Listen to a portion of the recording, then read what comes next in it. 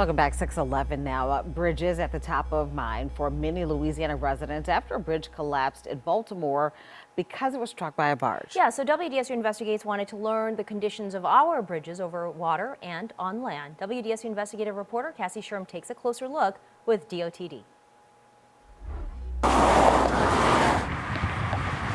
If you're driving around Louisiana, you'll find yourself going up and down bridges.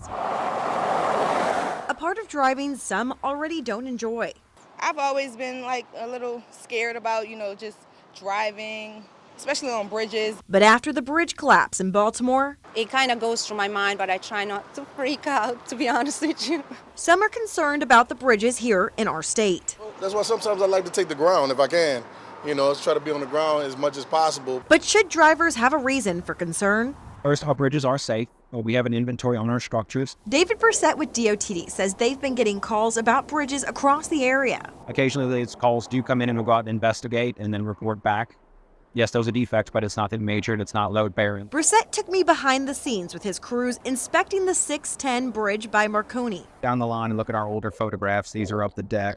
So you can kind of compare what it looked like previously. Yes, as well as notice any changes that may have happened since the last inspection. It's a bridge that has more than 98,000 drivers using it daily. On this inspection, the team noted bearing pads could be replaced. To have jacks underneath the span, and we would jack it up, and then the bearing pads would come out and we would slide new bearing pads in. From there, you'd lower the span back down. Also, there was some damage to the concrete. One of these bridges with concrete, you'd only find a crack or two. But the strength comes from the reinforcing steel and the pre-stressed strands in the girdles. So just because the concrete may have a small crack, it's not a major concern. The strength is in the steel. Both, he says, are minor, so they'll take some pictures and see if there's changes next inspection. Moving on to the next one. Looking below and even above the structures, this bridge is one of more than 1,000 bridges DOTD inspects in our region. We inspect 1,277 bridges over 7 parishes, and that includes parish and city-owned bridges. One of the most in the state, inspecting 3 to 5 a week. We look and we document that. If we find maintenance issues, then we report them to the maintenance forces. The maintenance forces will take care of the maintenance issues. But we also just document what's going on with it and as far as how it's progressing. Any would be progressing. Now, DOTD rates bridges on an overall scale from 1 to 10. 10 being the best, 1 not really great. And they say when it comes to the Crescent City connection right here, this one is listed as a 6. DOTD says because of some of the laws, they can't give us all the bridge ratings, but DOTD says through inspections, 85% of our bridges are in fair or better condition. Last year, DOTD did 979 inspections, and so far this year, they're at 223. According to the America Road and Transportation Builders Association for the 2023 report in Louisiana, of the 12,717 bridges in the state, 12.1% are classified as structurally deficient. This means one of the key elements is in poor or worse condition.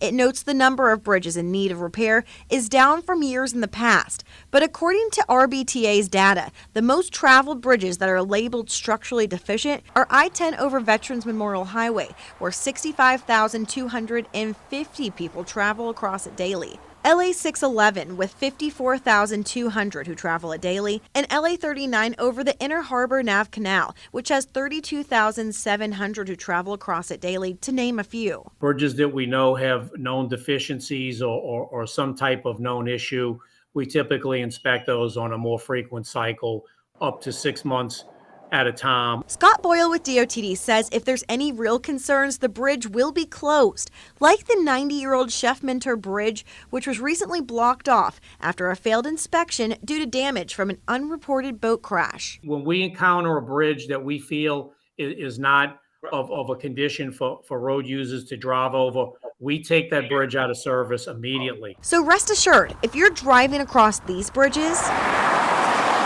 inspectors say We note it on the report and monitor it. they're taking their jobs very seriously to keep you safe. We have to be very thorough in our inspections and record the data as well as we would photograph it for our inspections. That way it can be entered into the database, and then when rehabilitation projects are prioritized, they'll look at the bridge ratings and defects and prioritize based on need. Reporting for WDSU, I'm Cassie Sherm, WDSU Investigates. And DOTD says the Chef Pass Bridge, which was recently closed for emergency repairs, is expected to reopen on May 15th. Officials initially projected repairs to last until June.